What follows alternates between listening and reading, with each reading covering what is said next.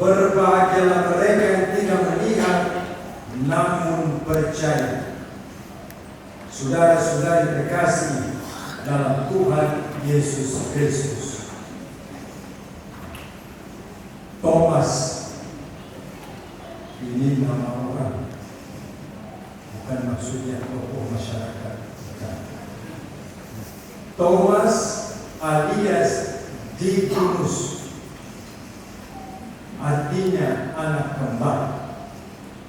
Satu dari ke-12 murid Yesus. Dia dikenal sebagai murid yang cerdas, punya otak cemerlang, pikirannya juga tajam. Karena itu dia tidak mempercayai Yesus, tidak mempercayai kebangkitannya sebelum melihat dengan mata atau kepala sendiri. Padahal murid-murid lain telah melihat, berjumpa dengan Yesus yang telah dibangkitkan. Thomas mengatakan, sebelum aku melihat bekas paku pada waktu Yesus disalibkan pada tangannya, dan aku sebelum mencucukkan jariku pada bekas paku itu dan mencucukkan tanganku pada lambungnya, sekali-kali aku tidak akan percaya. Orang yang keyakinan dirinya kuat, mungkin karena cerdas, ada juga unsur sombong dalam dirinya, ya, selalu perlu bukti. Tapi ada hal yang Thomas lupa. Banyak hal di dunia tidak kelihatan, tapi ada. Kami misal, siapa yang pernah melihat angin? Ada? Tapi percaya ada angin. Siapa pernah melihat bahwa ada tenaga dalam listrik? Ada yang bisa melihat? Tidak ada. Tapi ada enggak? Ada. Karena akibat-akibat itu terasa. Lalu Yesus mengatakan demikian, karena engkau telah melihat aku, Thomas, maka engkau percaya. Berbahagialah mereka yang tidak melihat namun percaya. Percaya akan kebangkitan Tuhan Yesus Kristus. Saudara-saudara terkasih dalam Tuhan Yesus Kristus, adalah sangat penting peristiwa-peristiwa penampakan Tuhan Yesus. 8 kali Yesus menampakkan diri setelah dia bangkit. Beberapa di antaranya, pertama kepada Maria Magdalena, pernah dirasuki oleh 7 setan. Kepada 2 rasul yang dalam perjalanannya ke Emmaus, kepada murid-murid lain, kepada Kefas, kepada ke-12 rasul, dan bahkan kepada 500 orang sekaligus. Ini menunjukkan bahwa Yesus yang wafat, yang meninggal dunia, dibangkitkan dari alam maut, tetap hidup, tetap hadir, tetap berkarya, tetap peduli dengan mereka yang percaya kepada-Nya. Saudara-saudari terkasih dalam Tuhan Yesus Kristus, di balik peristiwa penampakan Yesus setelah dia dibangkitkan dari alam maut, maka di situ dalam keadaan apapun, para rasul, para murid tetap merasa didampingi, disertai oleh Tuhan Yesus Kristus. Dalam suka, dalam duka, dalam sedih, kesedihan, dalam keraguan-keraguan, dalam kebingungan, dalam ketakutan, Yesus tetap hadir. Apakah sadar, apakah merasa itu? Nah, itu lainnya pengalaman. Seperti Thomas juga punya sikap yang tadi, sebelum aku melihat sendiri, sebelum saya meletakkan mencucukkan jariku pada bekas paku, sebelum aku meletakkan tangan pada bekas lambung Yesus yang tusuk itu, sekali-kali saya tidak akan pergi. Saudara-saudara terkasih dalam Tuhan Yesus Kristus, sesudah Thomas melihat sendiri dan meletakkan sendiri apa saja yang dia kehendaki, akhirnya dia mengaku, ya Tuhanku dan Allah. Itulah doa yang sering kita ulangi pada waktu kita menerima tubuh dan darah Kristus. Pada waktu imam mengangkat tubuh Kristus, kita bersujud dan mengakui, ya Tuhanku dan Allah.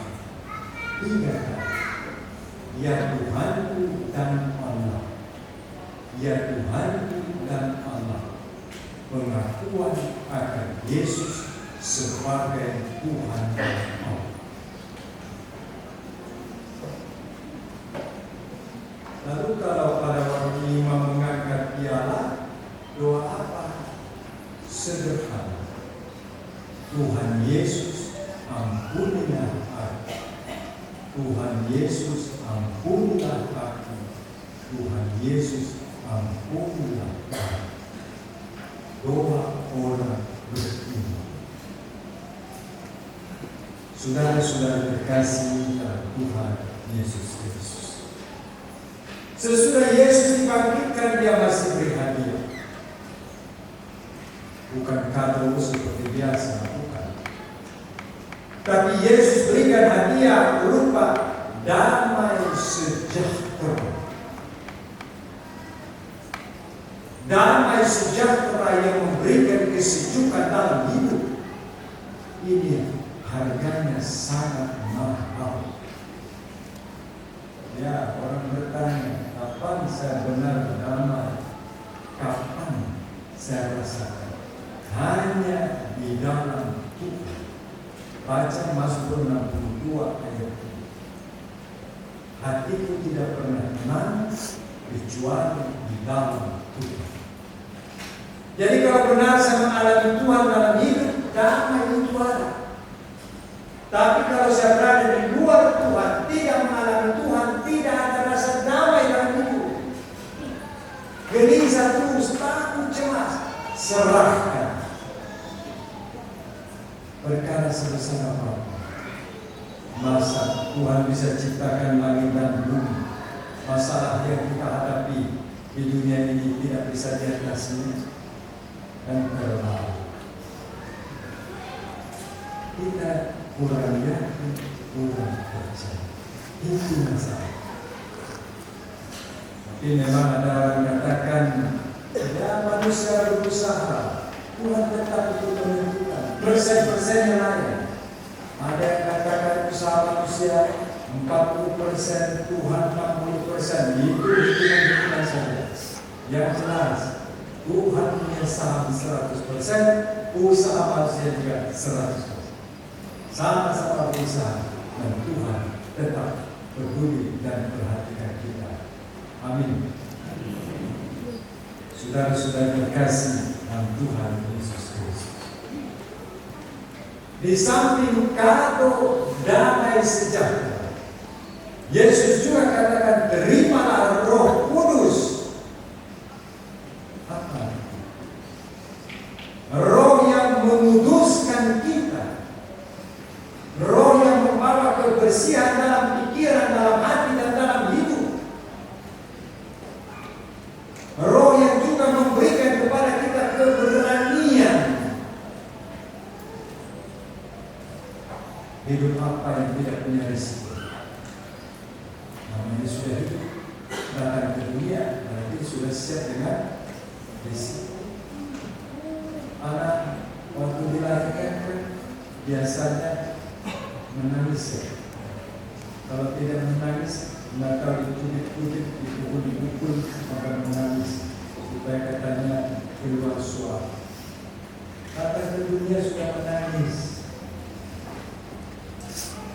Nanti pulang, umumnya juga menangis juga. Karena akan tutup mata, terakhirkan, dan tidak bisa melihat apa-apa kecuali tertutup oleh tanah kalau kubur atau dimakan oleh api kalau itu dibakar.